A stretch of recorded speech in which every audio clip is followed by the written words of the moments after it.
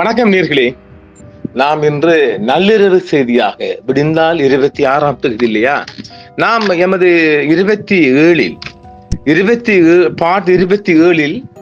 சற்று முன்னர் நாங்கள் உங்களுக்கு மாலை வேலை தந்த செய்தியில் என்ன, இந்த போர் என்பது இந்த போர், அதாவது இந்த சீஸ்ஃபயர் என்பது ஒரு நிலையானது அல்ல, ஒரு டெம்பரரி என்று சொல்லியிருந்தோம் இல்லையா. அதுல கொஞ்சம் நம்பிக்கை எங்களுக்கு இல்லாமல் இருந்தது. ஏனென்றால் அதாவது ரம் அவர்கள் ஒரு நெதனியாக மாம்சுட ஒரு புடிக்குள்ள மாட்டிக்கிட்டார். அந்த வகையில இப்பொழுது நாங்கள் ஏற்கனவே அந்த யுத்த நிறுத்தம் என்று, பிறகு அது எத்தனை பின்னுக்கு போகணும் இல்லையா, யுத்த நிறுத்தம் என்று, அதன் பிற்பாடு போர் இல்லை அமைதி என்று தந்த சீஸ்பயர் தந்தோம். இப்ப இன்று கடைசியாக நாங்கள் ரம் அவர்கள், அதாவது இலங்கை நேரப்படி நாளை காலை 6 மணி முதல் போர் நிறுத்தம் என்று சொன்னோம் இல்லையா. இல்லை, போர் நிறுத்தம் இல்லை. என்னங்கிற கடையை மூடி போட்டு போவோம் என்று தூங்கும் என்று பார்த்தா சனியன்கள் விடவே மாட்டேன்றானுங்களே.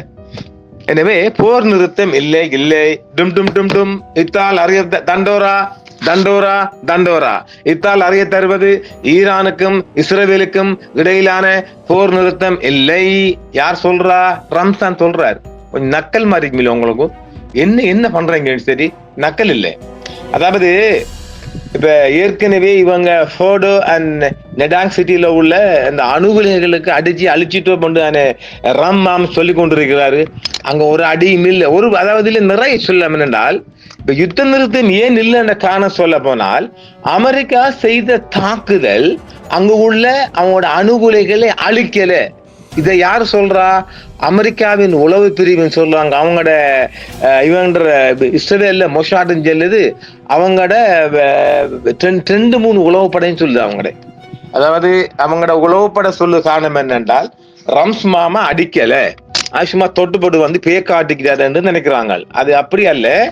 இந்த சரியாக சொல்ல போனா, இப்ப நாம முதல்ல போரை பத்தி மட்டும் சொல்லுவோமா, யுத்த நிறுத்தம் இல்லை, மீண்டும் சண்டைக்குள்ள போகுது. அதற்காக வளைகுடா நோக்கி அமெரிக்காவின் புதிய விமானங்கள் வந்து கொண்டிருக்கு. நள்ளிரவு செய்தி என்பதால் உங்களுக்கு ஒரு பிரேக்கிங். நாங்கள் சொன்ன இலங்கை நேரப்படி காலை முதல் 2 நாடுகளும் போர் நிறுத்தம் இல்லை.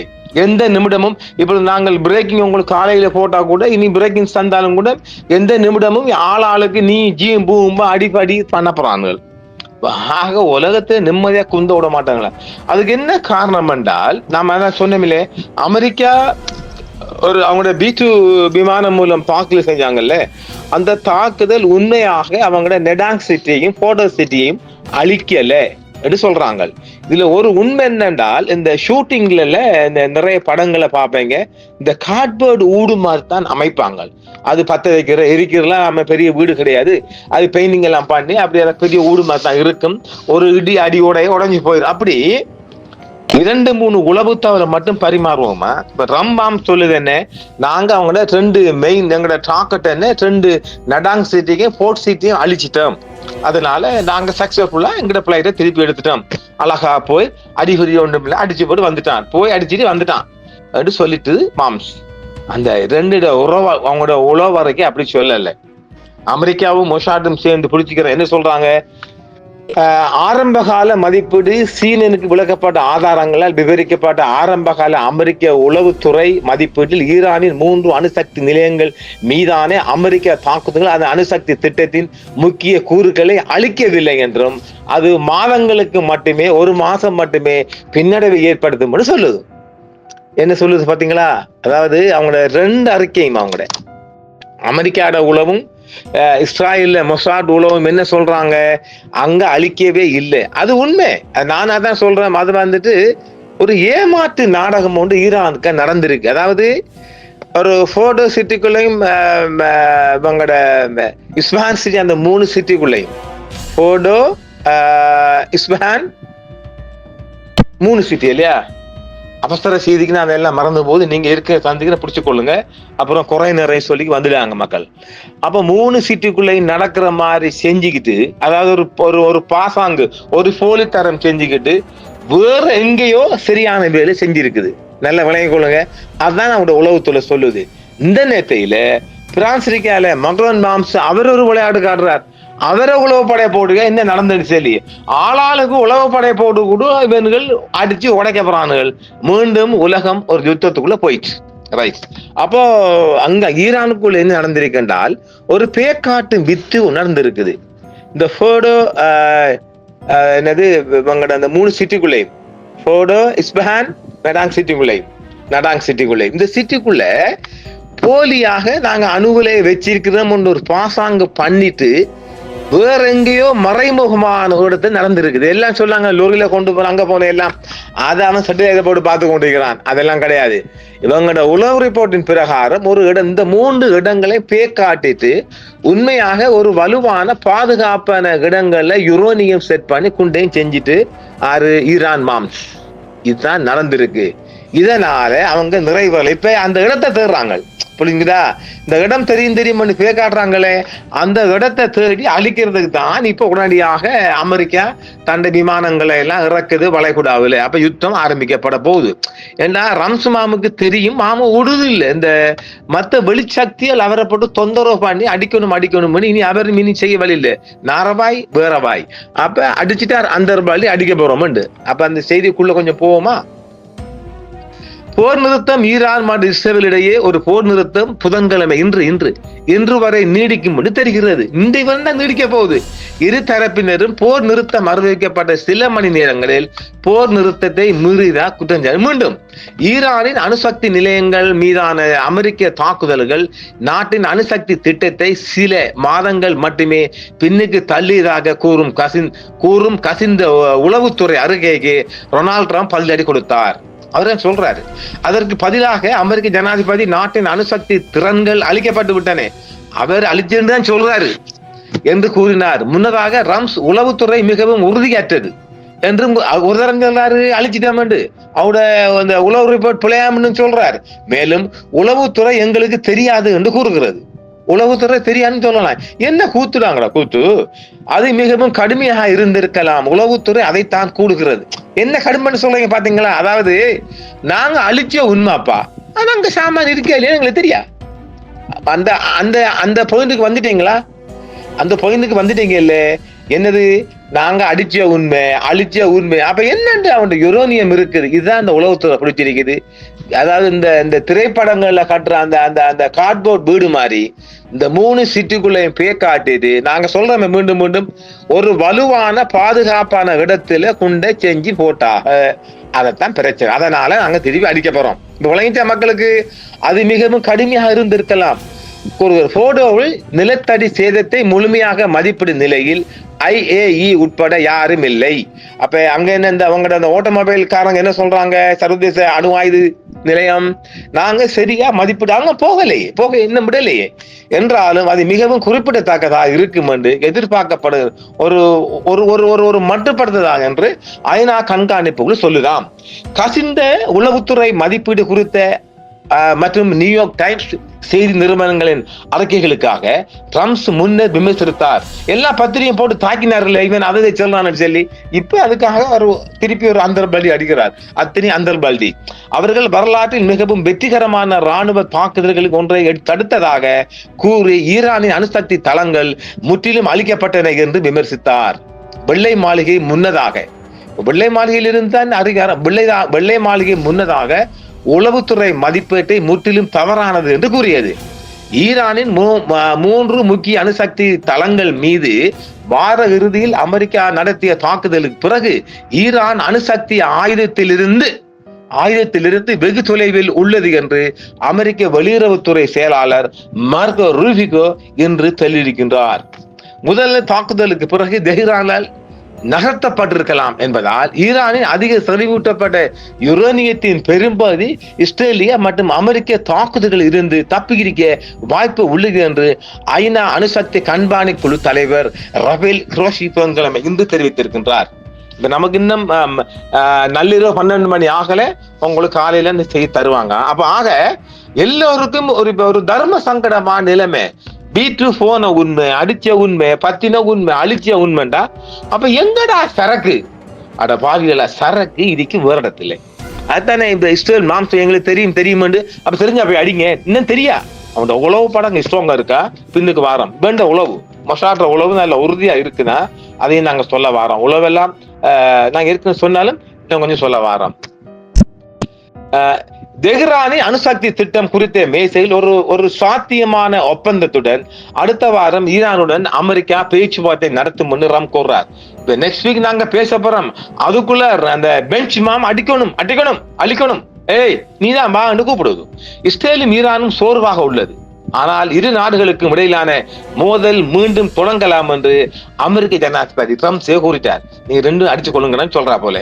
காசாவில் போரை முடிவுக்கு கொண்டு வருவதில் பெரிய முன்னேற்றம் ஏற்பட்டு வருவதாகவும் ட்ரம்ப் சொல்றார். இல்லையே, இன்றைக்கு நீங்க 77 பேர் அழிச்சீங்கல்ல இந்த சனியன் போய். நேட்டோ பொதுச் செயலாளர் மார்க் ரூட்டவுடன் பேசிய ட்ரம்ப் ஈரான் மீதான அமெரிக்க தாக்குதல்களை ஹிரோஷிமா மற்றும் நாகசாகி மீதான குண்டு வீச்சுடன் ஒப்பிட்டு கூறினார். இது அடிப்படையில் ஒன்றே அந்த போரை முடிவுக்கு கொண்டு வந்தது. இது போரை முடிவுக்கு வந்தோன்னு சொல்றார். நான் தான் நம்பல. அப்படியான தாக்குதல் இருக்குமா? எனக்கு நம்ப முடியல. அப்போ நீங்க எப்படியாச்சும் பார்த்துக்கொள்ளுங்க மக்கள்.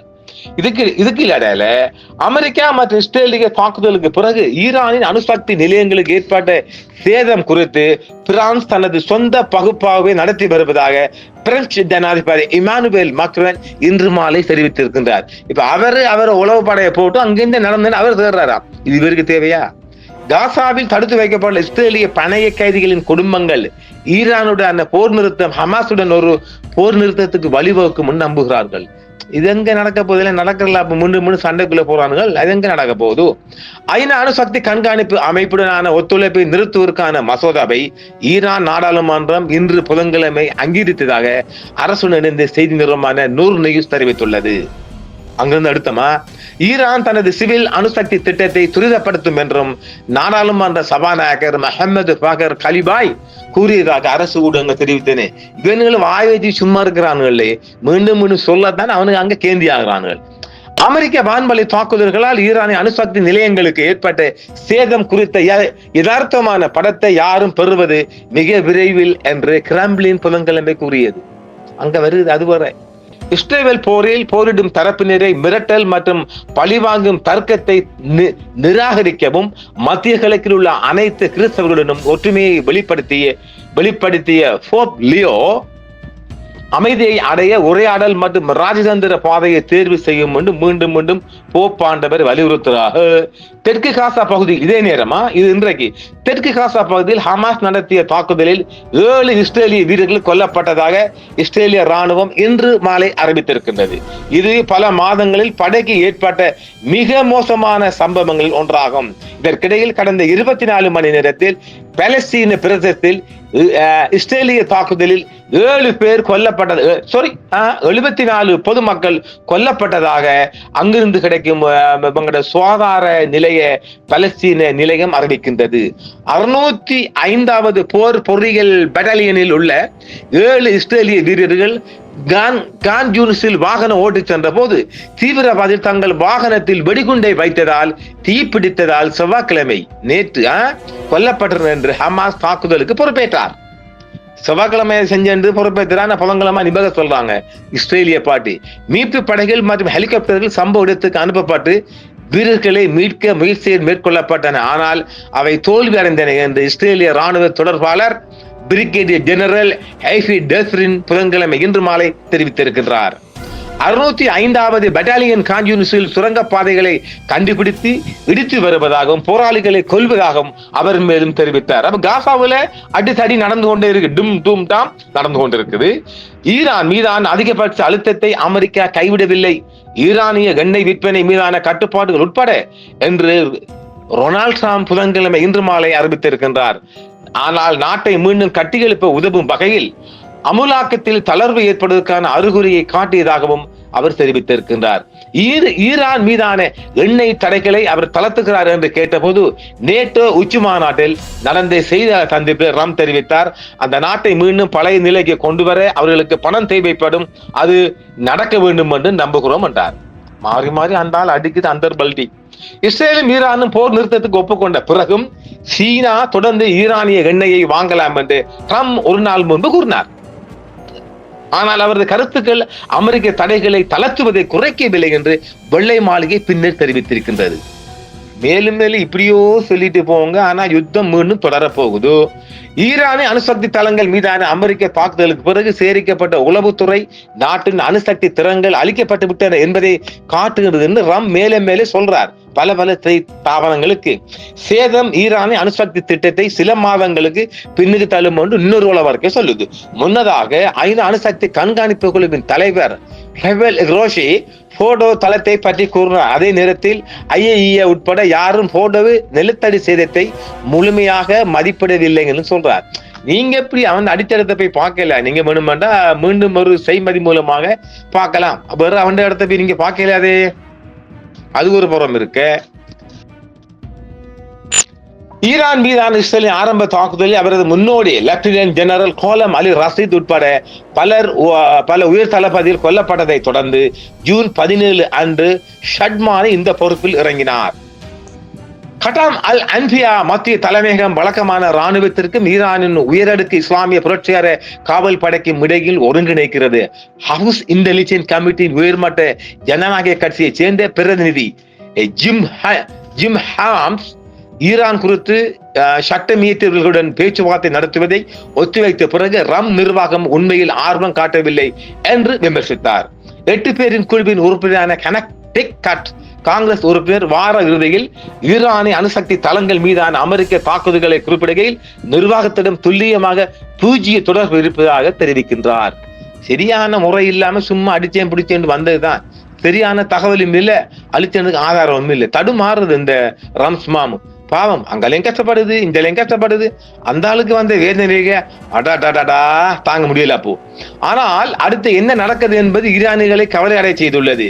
இஸ்ரேலுடன் ஒத்துழைப்பதாக கருதப்படும் நபர்களை வீரருக்கு ஆட்சி நகர்வதால் சீர்திருத்தவாதிகள் மற்றும் மாற்றத்துக்கான அழைப்புகள் மீது உடனடி ஒடுக்குமுறை ஏற்படும் என்ற அச்சம் அதிகரித்து வருகிறது. புதன்கிழமை இன்று இஸ்ரேலிய கூலிப்படையினர் என்று குற்றம் சாட்டப்பட்ட 700 பேரை அதிகாரிகள் கைது செய்ததாக அரசுடன் இணைக்கப்பட்ட பர்ஸ் செய்தி தெரிவித்துள்ளது. அதாவது இன்று மட்டும் புதன்கிழமை மட்டும் 700 உளவுக்காரங்க. எப்பா நீங்களே பாருங்க. அதே மத்திய கிழக்கில் நீண்ட காலமாக பணியாற்றிய உச்ச தலைவர் ஆயத்துல்லா கமேனி, அதான் எங்களுடைய பெரிய மாம்ஸ் உச்ச தலைவர் ஆயத்துல்லா அலி கமேனி தகவல் தொடர்பு வசதிகள் அவர வசதி சொல்றாங்க. மத்திய கிழக்கில் நீண்ட காலம் பணியாற்றிய தலைவரான உச்ச தலைவர் ஆயத்துல்லா அலி கமேனி தகவல் தொடர்பு வசதிகள் குறைவாக உள்ள ஒரு பதுங்கு குழியில் மறைந்திருப்பதாக கூறப்படுகிறது. இஸ்ரேலும் ஈரானும் செவ்வாய்க்கிழமை அமலுக்கு வந்த போர் நிறுத்த ஒப்பந்தத்திலிருந்து அவர் இன்னும் பொதுவில் காணப்படவில்லை. அதான் சொன்னமே, இன்னும் அந்த குறிய ரிமூவ் பண்ணலையே. அவர் 35 ஆண்டுகளுக்கு மேலாக இரும்பு கரங்கொண்டு ஆட்சி செய்து வருகிறார். குறைந்தது 2005 முதல் போராட்டங்கள் நசுக்குகின்றார். நிபுணர் என்று சொல்லுகிறார்கள். நியூயார்க் நகரை சேர்ந்த ஈரான் நிபுணரும் வாட் ஏர்மனியன் என்ற புத்தகத்தின் ஆசிரியருமான அராஸ் அசிசி ஈரானியர்கள் காயமடைந்த ஆட்சி அவர்களை தொடர்ந்து வந்து அரசியல் மற்றும் குடிமை கிடைத்து, அதாவது ஈரானுக்கு எதிராக அங்கிருந்து அப்படித்தான் பேசுவாங்க, மாதிரி ஈரானுக்கு ஆதரவா பேசுவாங்க, எல்லாம் அப்படித்தான் பேசுவாங்க.